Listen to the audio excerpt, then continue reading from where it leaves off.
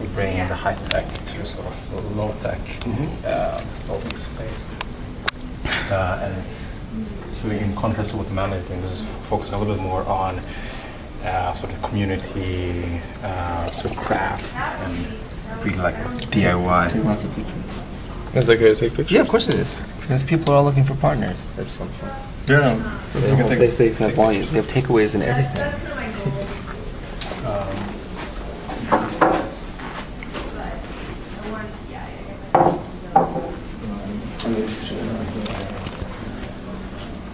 We're in the MIT Media Lab. It's a media lab so this at is MIT. Like curl up. Yes, it's, you have to touch it. Approach the vines or place your hand over the sensor to watch the vines come to life. Maybe it's not plugged in. It's not plugged in. Why would someone do that? Oh, it moves. It's going for maintenance. Oh, Oh, there we go. It's doing a thing. So if you remove your hand and then maybe try again.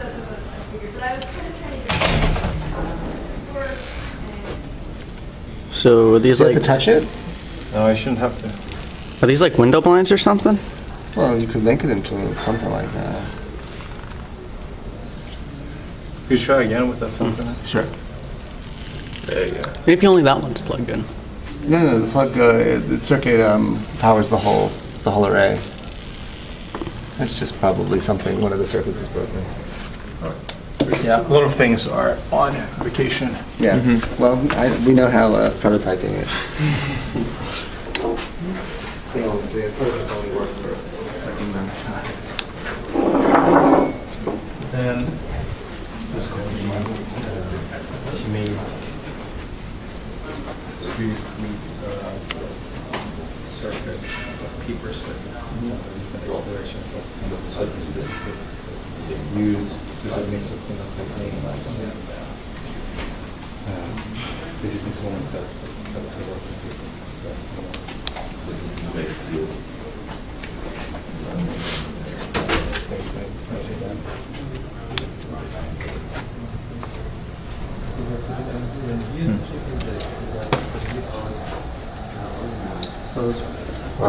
I can imagine it's cool. You get the idea. Yeah. What's it supposed to do? So it's like, These are using conductive inks so that you can start exploring how to apply electronics to, more disposable type products. Oh. Like paper and whatnot. So, because see, this is the circuit that's made out of a conductive ink. I have this very nice book where things also heat up, so you get like folding, so a little bit like origami, the same form factor. I read about this project. So. I can always read it all later on. The webinar. So each group is very distinct identity and focus. So for instance, it's like sort of washer dryer into the.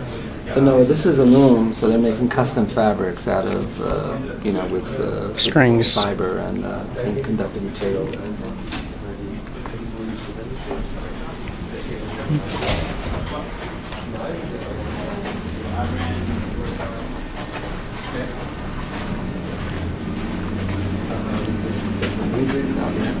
So this group is called Responsive Environment.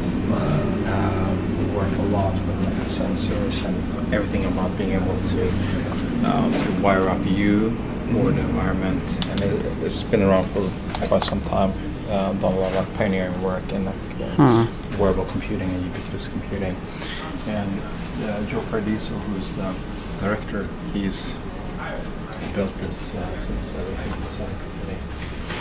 Oh, so it's still here. Yeah, I think he claims that it's the largest built modular synthesizer. Whoa! Now you need to take a picture of that. we and send need it to pictures Jim. of this. Let's move. Jim would love it. Unfortunately, he's not here. Otherwise, he really loves to play it a little bit. It was, I think it's live streaming right now. So this camera, don't knock it out over. Yeah, this camera is actually hooked up to the web, and yeah, so you can play the synthesizer. There's a web interface now to it, so you can play it over the web and hear it being played back. Yeah, this is. Yeah, Jim would love this. One of the originals, right? Yeah, this is the. Jim's is much nicer. Well, you can tell much Jim newer this looking. was when Jesus came to the U.S. and founded Moog. MIT, that this is the synthesizer that he himself built and used. That's what. When people say it, well, yeah, I like to tell people that it's Jesus made it. It's made out of wood. Jesus was a carpenter. Jesus was a carpenter. This does look like the Jesus set. That's really impressive. Are you guys into music? We're obsessed with electronic music at our office. Oh, yeah? There's a lot of little OP1, you know, that synthesizer. Oh, no, those guys. Yeah. Because they're in Sweden. Yeah. I just bought one of those. They're so fun, man. Really love it. Well, those guys are. Oh, sorry. Hey, don't put your coffee down on someone's project. No, I put it on the side. And it's not coffee, it's hot I cocoa. just bought it a couple weeks ago. I'm not weeks, I'd say maybe months. Okay. I'm still learning it. It's very cool. Like, I don't know, I have to learn how to work on it. So I need to get like some like DAW on my computer. Yeah. Because right now it's like I'm just using it and working on it to just produce a song. But if I had, say, like Reason or something, I just record everything in and just play it like that. It's kind of like it's not the easiest thing to use when you actually create a song. Well, It's easy enough to use. So I talked to them a lot, like, that's from 2-3 years when I was making. And it's really, I mean, I really want to sort of cut that connection to traditional electronic music. So I mean, like the tape feature, all the stuff, like the sampling and radio, all the stuff. I think that the past was sort of the craft. And that's the thing is, I bought it because I wanted to not, have to use a program on a computer. Right. But I'm finding that because it's like something new to me, is that it's easier to work on the computer nowadays with it. But to make the sounds, I want to do it completely without it. Right. But my problem is there's like it's so simple that it's always like re-recording, cutting and stuff. But it's pretty neat. Otherwise, there's not a Swedish company, Electron, like the mono machine drum. So those are like sort of the other end of the spectrum. Yeah. Is this the person working on that? Do you know? Which one are you thinking? The finger Yeah. camera? Yeah. What's I can see the name? I can see if he's around. So this is pretty cool. I don't know if you've seen. Was getting a little bit of press. I changed the name, Apple might sue. What? Apple might sue, I would change the name. Well, no, it's Iron like I. Still, it sounds enough like it. It's good if Apple sues. So this group is called Fluid Interfaces. This is a mix of also ubiquitous computing and augmented reality.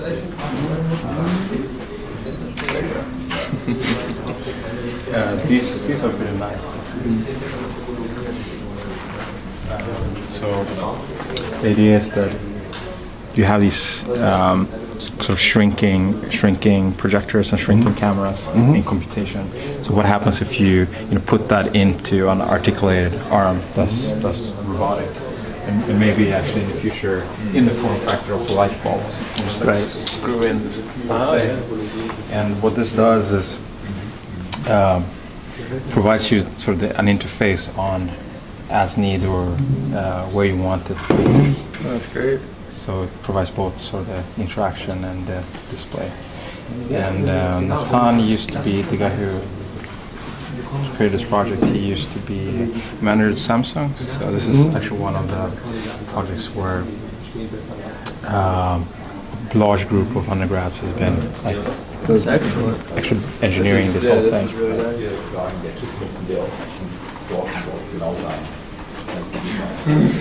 It's not running? Or?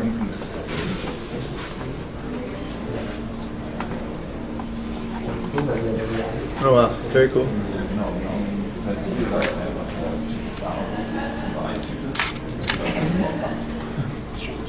Let's see. Maybe it's too much information. It's pretty neat. Oh, you have to use your hand, not your finger. I see. Yeah. Okay. Oh, okay. Are you near in fluid? Sorry? Are you near in Oh, fluid? I'm Europe. Oh, okay, so here for someone. Alex, Oh, you made it purple. 议会. Ivan, and camera culture. I see. Oh, that is very curious. Yeah. Somehow I have very. He has a purple aura. I think I have very. Like I'm very electrical because I break electronics just by touching them. No, there are people they say like that. Like I just I drain batteries just by having products near me. I'm a demo breaker as well. You wanna push the limits to see what it does and what it doesn't. Exactly. Thank you. Thanks. Dan Hughes, a lifelong kindergarten. Yes. Focus on By living. yes, so it's actually the Lego Lab. And they're obviously focusing on education and technology in schools. Today, Mitch Resnick, I think he one of the sort of prototypes for what became the Lego Mindstorms. They've been working very closely with Lego over the years.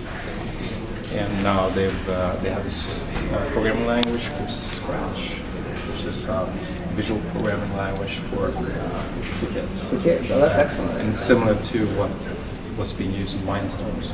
So you basically drag and drop and sort of construct loops and so on. Well, before we go downstairs, on the outside in the hallway, was there someone doing stuff with speakers? I saw a display, like with headphones, or I don't know, where? on the outside wall, or I'll walk by there. Go on. Right.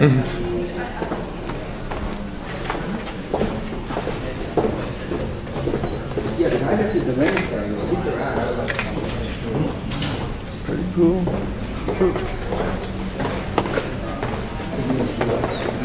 Really cool.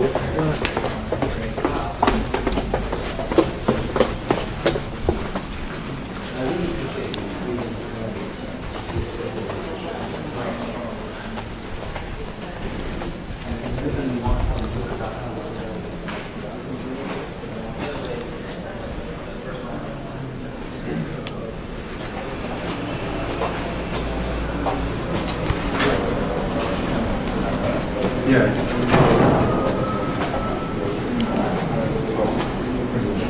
the whole thing that my brand mantra is to, a lot of the techno-progressive stuff that's happening, especially in the industry, it's all about electronics. And I want to still hone in on the fact that linguistics and even mechanical systems can be innovative. Oh, yeah. That stuff is very much overlooked. Right. And it's very frustrating for us because everyone can find funding and we can't. We're like a struggling brand. So now my next trick to do, that someone, if I can find something, I don't know if I have someone that's corporate, but then I can put that as a Luca brand and get funding, and they find something or a project that you're doing to make it like a project that a VC is interested in, and I would mind changing the direction of the company. So what kind of, what do you see as the most exciting new directions for you? Mechanical or electrical? Well, for us, the thing is the most unimaginative, it looks like there's nothing can be monetized yet or industrialized would be fabrics that generate electricity. So we'd use, I think, because Nuka, even though the main product is watches, and there's this techno-progressivist philosophy to the brand, we're still viewed as a fashion company, not more than we are as a product company. So if we could bring more techno-progressivism in the tech side, the brand, when you look at it, you read about it, it sounds like it's a very techy brand, right. But there's really no high tech in the product. Right. So it seems to me that the umbrella would embrace something more like, wearable computing, but it's hard to find exactly what it is. And I've met with a lot of people in that space, Amanda being one of them, and it just doesn't seem that anyone making these fibers is interested in producing them in a quantity that, and no one seems to be interested in investing in it either to make it cheap enough that you can have it. So I had to give up that idea. So this trip here was sort of like a race learning, just taking a lot of stuff and try to maybe come up with something new or be a grandfather or something that's smart. Yeah, no. When we come back to mountains, I'll share some ideas. Because I think that's like exactly what you're saying is really on the lines of what I also see in the consumer actually. So a lot of copying. Yeah. And no innovations. Yeah. Well, it's very disappointing when you see that the news, especially for someone like me who's right? And you see companies wasting millions of dollars. Or what? What are you doing? Oh.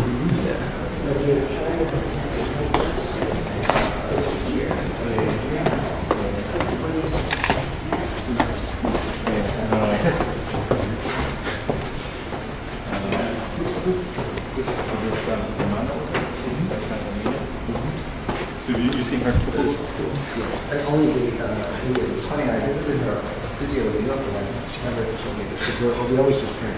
Right. Just produce that. Yeah.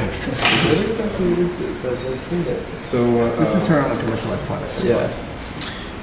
So the idea was that this group is called Tangible Media. So everything about right now, sort of the paradigm of computing is keyboard, mouse, or touchscreen. But there's no physical instantiation of what you're interacting with. So the group has for a very long time been more concerned with what if things were graspable, what if we could provide the affordances of real physical objects, like the sort of bimanual capabilities that we developed over thousands of years, as you mentioned.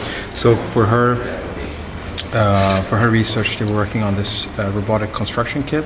And this is a very cool product. And the idea is, I don't remember exactly how to operate it, but let's see if. So the idea is that you can record motion and play back motion, and by that, just through Like a Bop It. What is that? Like a Bop It. It was this toy. What's It was like this game like Simon, but it was like you had to twist stuff and hit stuff and like fold stuff and bend stuff. Okay. Guess not.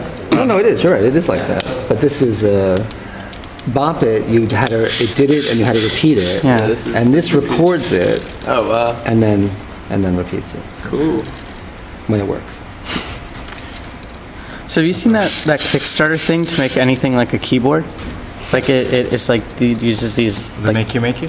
Yeah, the Makey. So those guys are actually in the lifelong kindergarten. So okay. Like lab. You want to meet them? Yeah, that'd be cool.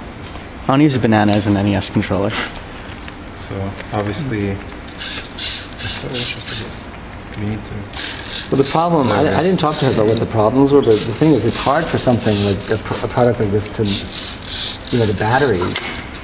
Yeah, so The battery is problematic, I can imagine, for the motor. yeah, so everything is powered. Actually, how these things USB cables. So I think that and the cost was ultimately. What if Yeah. the motion powers the battery? Like this, like Eventually, she's still working the kinks out, but right now, even the smallest kit, I think, that has enough, that makes it interesting, I think it's $350, right? Yeah, I think Yeah. so. Yeah. Eventually, it'll come down. It's cool. Another really classical project is these music models. So you have.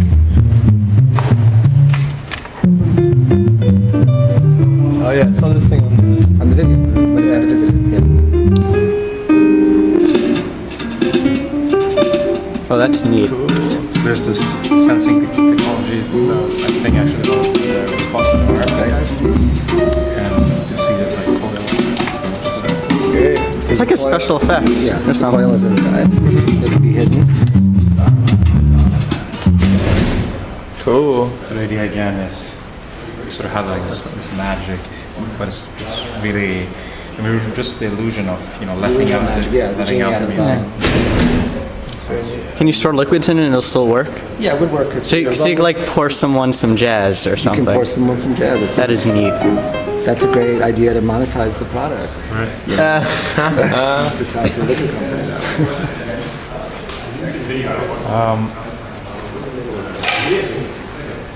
There's another sort of twist on this ability to.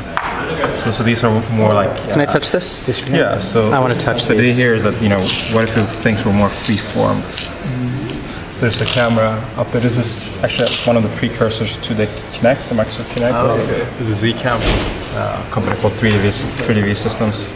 One of these Israeli high-tech. You have to pitch I actually have one of these as well. Back then they were about $1,000. Then Microsoft bought them. Hired all the engineers and. Because I see a lot of people using. Cool. I see a lot of people like hacking Kinect controllers and stuff, and it's pretty cool. So can you give me any spoilers about the next Microsoft system that uses some sort of Super Connect? Or would you not know about that? Wink, wink, nudge, nudge. What do you mean the next? Okay. No, the next Microsoft system. Yeah. Is there any Because there was a leak of a product document, and it was like, oh, we're gonna have some sort of Super Connect with some that actually works with video games. And Oh stuff. yeah, no, I don't know exactly what that would be. But I mean, I don't know if you've seen the videos for the Leap, which is like Yeah, the Leap. Yeah. It's like a smaller version. Yeah, it's like an iPhone size, and it does the Connect stuff better. Even smaller than that. Yeah. Have you been able to play with it yet? No, it's not out. Yeah. You're taking pre-orders, right? Yes, but I mean, This is something that John is interested in.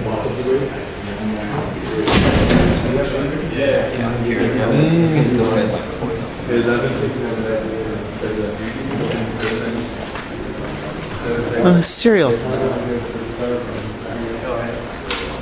What's this?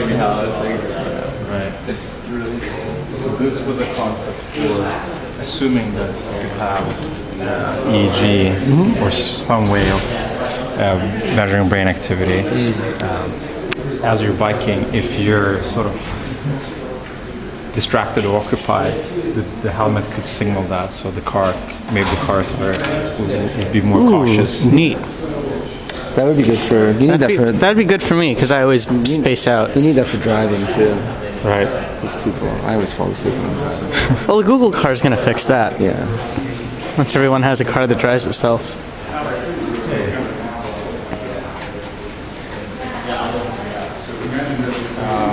And you've obviously seen Minority Report. Yes, I have. Yes. So John Underkofler.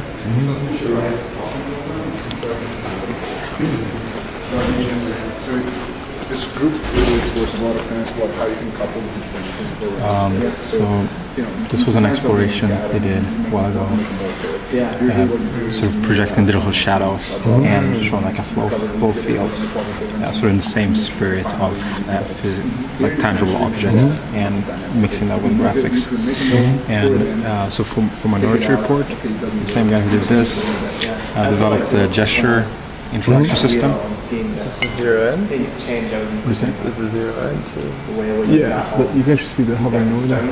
Oh, I saw this. It's so cool. So you might like make a shape like a mold and like freeze it and save it like as a snapshot. What's this? This is a zero end. This is very cool. Can I put my hand in it? No, do not touch it. Is it poison? Yeah, just stuck it near. But it's the idea is Will it that fuck you up my can- camera? You can move, and then it will. Yeah. Oh, you can touch it, you liar. Well, you can't. 'Cause Oh. you're not fucking. I'm not no right MIT. to touch it. Boston has a horrible reputation. Yeah. So, as you know, It is pretty, well, yeah. pretty grim. I mean, the places are not gonna. So it's magnets, right? Yeah. Magnet. So there's like an actuator here, an arm that can move it based on. Oh, so you can't touch it and move it. Oh, move. Probably shouldn't have done that. So I mean, like, your system anyways, it's really the number one. So the idea is that it will follow the way that you move it, and then just repeat it. So it's pretty interesting. Are you getting excited to maybe want to go to another school? Not really. This isn't really my stuff. This is stuff I'd like to play with, but it's not stuff I would like to build. Try to expand your mind, though. Some people work just on the heuristics or the linguistics of these types of things. Or the philosophy and the ethics. I mean, there's always a... There are plenty of ethics to magnets. Not kidding. I told you. Not kidding. Okay, well, not kidding. Don't be such a... Don't so be a Mr. Know-it-all and oppositional all the time. I am a contrarian. I see that. You may want to see this. Okay.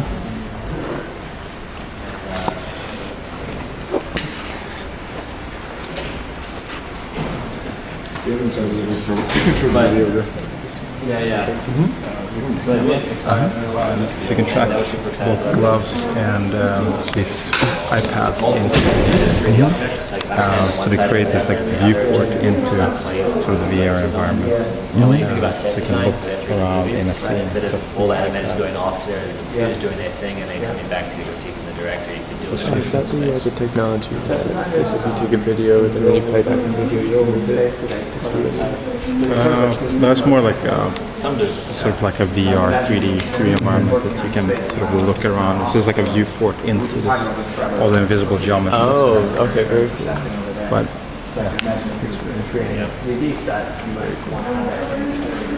And it's kind of I can break it down. So this is called the IO brush, and also the idea is that if you could sort of sample. Oh. And they have like CT scans. No pointer exception. At least you're performing like you said. So That's a cool idea, it takes the pressure off of me for doing it. So. Are all your demos broken? Are all the demos broken? I can't officially answer that on tape. No pointer exception. Oh, I can shut the tape off. Demos only work when they're pre-scheduled. Okay. We crashed it anyway. That's okay. And it's a null point. This one, watch. You want to see how easy it is to restart? That's what I did. We tried that. That's what I did. That means the video is rebooted because the GUFB serial problem issue. Something blah blah blah low level. You could be broken. Yeah, just acronyms. Just drinking Technology. Something GCC compiler. Anyway. schematics.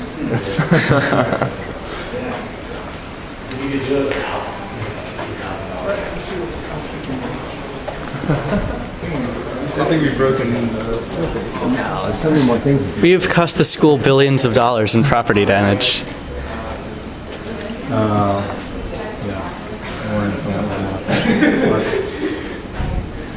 So the idea here is that you could communicate with a device through some very low-tech technology. Let's see if this. Oh, I see. Yeah.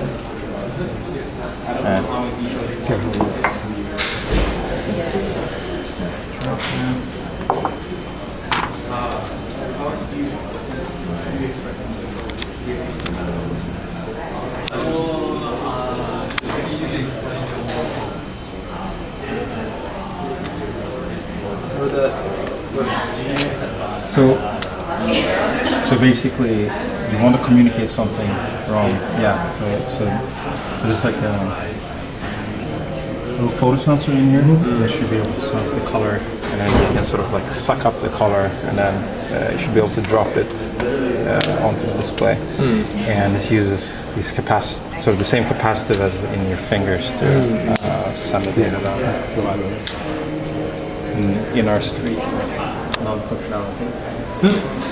Yeah, as long as we understand the idea, it's just Yeah, the idea is the most important. This is pretty cool. So this map that's over there, headphones. He's half also in our group. So they built this speaker array. That's also a microphone array. And the idea is that, so you imagine your home, you have like, if you want a surround system, you set up like 5 or 6, 7 speakers. it's pretty complicated, right? So the idea here is that instead you have this array, and then based on computation, you can sort of control where the sound goes, and you can also control what, basically calculate what sound you're picking up. So the four of us could stand here and actually listen to different content and also speak, and it will sort of know who's talking. So we think of like a 3D display of the future. Maybe I'm in a cinema and you're Japanese, I'm Swedish, we don't speak English. Right. Again, like our customized language, and maybe also the display is like slightly different for the content. So maybe we're watching a football game, like a soccer game, and I want to see the, one camera viewpoint, you want to see another one, and I want to hear one person commenting and someone else. It would be really helpful for me to be able to stand there and talk. Yeah, it's kind of in Creators Project they had, I don't know if you saw the display where it was spiritualized, the band, and it was like 4 things of light, and you lay under each thing of light, and it had a different part of the track. So it's like you just like laid there, and the floor vibrated, and it's this hot light with this like godlike sound to you. You're like, nice. It's pretty awesome. That was a pretty cool. Yeah, that was. It was really neat. Just stay in that room for hours. Yeah, but no, it's amazing that you can actually Isolate sound. very, very cool. And especially like there's so much that's been enabled by the computation that we have today. So it used to be we sort of like prototype all these things, but nothing really worked in real time. Nothing really worked on commodity hardware. Sure. Now you have like a supercomputer in your pocket. It's true. You can hack it. Like display, streaming, also communication. That's definitely true, and a lot of people are hacking.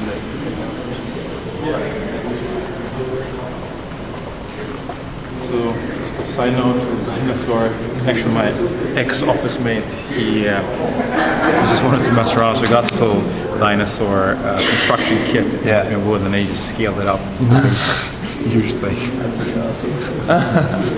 I guess that's simple enough, right? That's a pretty cool idea, though. Because it's already done, Right. Just buy it and just make it big. It's cool. Smart. That's really cool.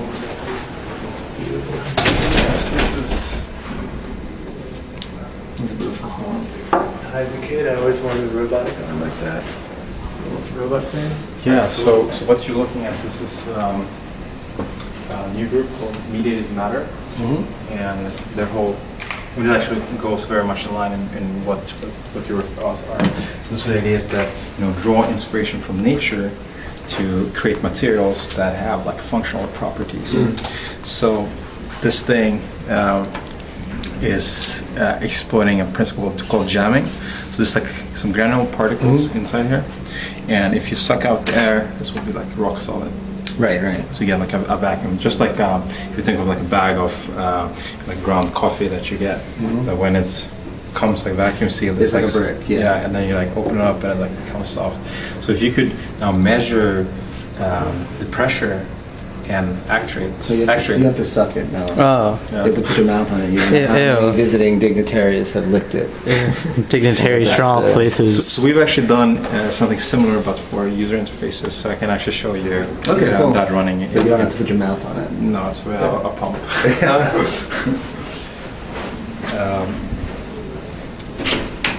So do a lot of things. Generating structure. There's like functional concrete where you vary the density over concrete to serve a special purpose. So maybe you want to have it lightweight, but in some parts you want to have it more solid. So just like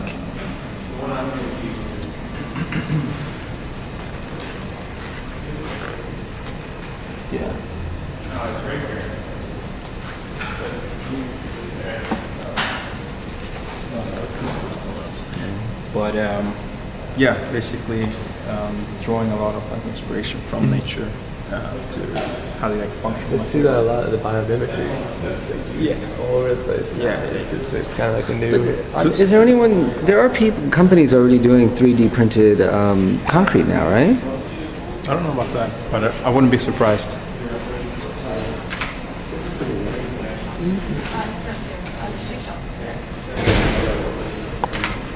Very cool.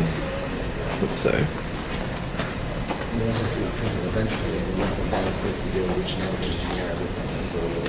Right. So I was it was like the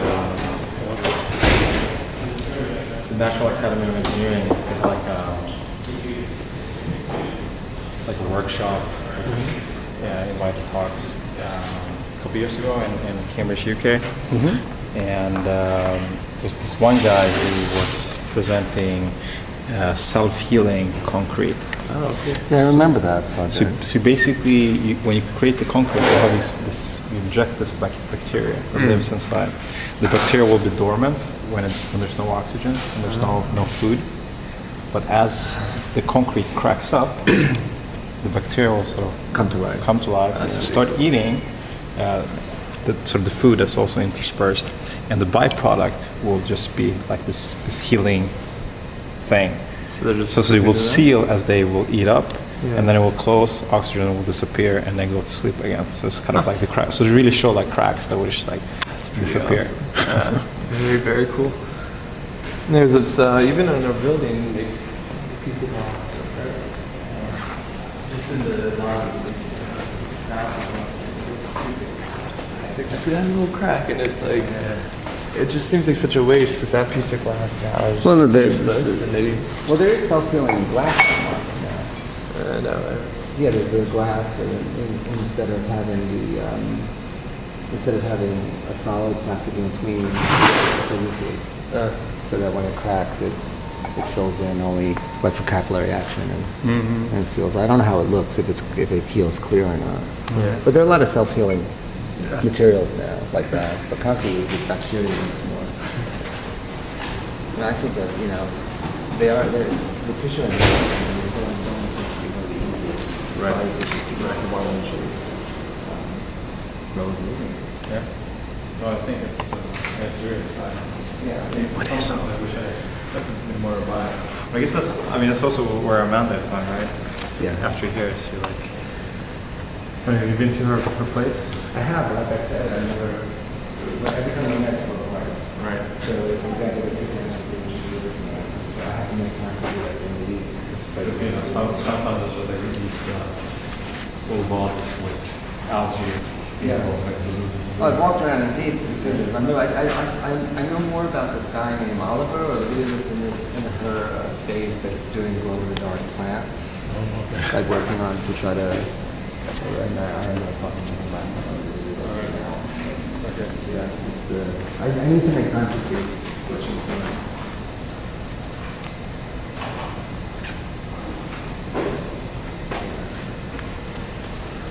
Did you know wasps make paper? This is real wasp paper. Yeah, I think you know that.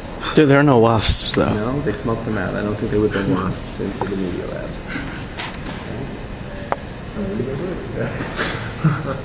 This place is kind of nuts. This other group is Opera of the Future, and it's all about having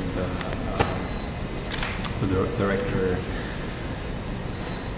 So he composes these operas and really bring high tech.